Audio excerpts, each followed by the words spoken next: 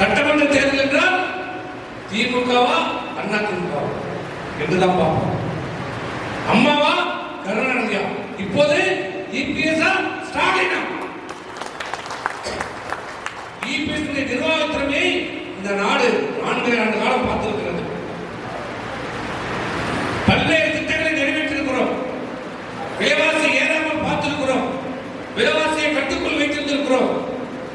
ஏழை இளைஞர்களுக்கு பல புதிய திட்டங்களை கொடுத்திருக்கிறோம். பள்ளி மாணவர்களுக்கு பல சலுகைகளை அளித்திருக்கிற ஆட்சி அம்மா ஆட்சி. உடனுக்குடன் முடிவெடுக்கிற திறமை, தகுதி, திறன் இபிஎஸ் இருக்கிறது, எடப்பாடி இருக்கிறது. ஸ்டாலினுக்கு என்ன இருக்குது? 2 கை இருக்குது. 2 கைய பேண்ட் ஜோப்பிக்கு போட்டு தான் தெரியும். இல்லை சைக்கிள் ஓட்டுறது, வேற என்ன தெரியும்?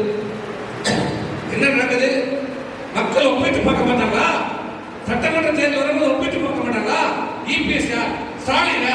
இபிஎஸ் நிர்வாகம் என்ன, ஸ்டாலினுடைய நிர்வாகம் என்ன, அவருடைய ஆட்சியில் என்ன நடைபெற்றது, இவருடைய ஆட்சியில் என்ன நடைபெற்றது மக்கள் பார்க்க மாட்டாங்களா?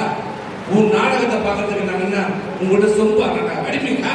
உங்கள்கிட்ட அடிமைகளா இருக்கிறாங்களே, சினிமா நடிகர்கள் அடிமைங்களா? அந்த மாதிரி அடிமைங்களா வாக்காளர்கள்? வாக்காளர்கள் தெளிவா இருப்பாங்க. தெளிவா ஓட்டு போடுவோம். தெளிவா ஓட்டு சிந்திச்சு ஓட்டு போடுவோம். அவ்வளவு கொடுத்தாங்கலாம் கிடையாது. பணத்தை கொடுத்து வாங்கிக்கலாம் நினைக்கிறியா?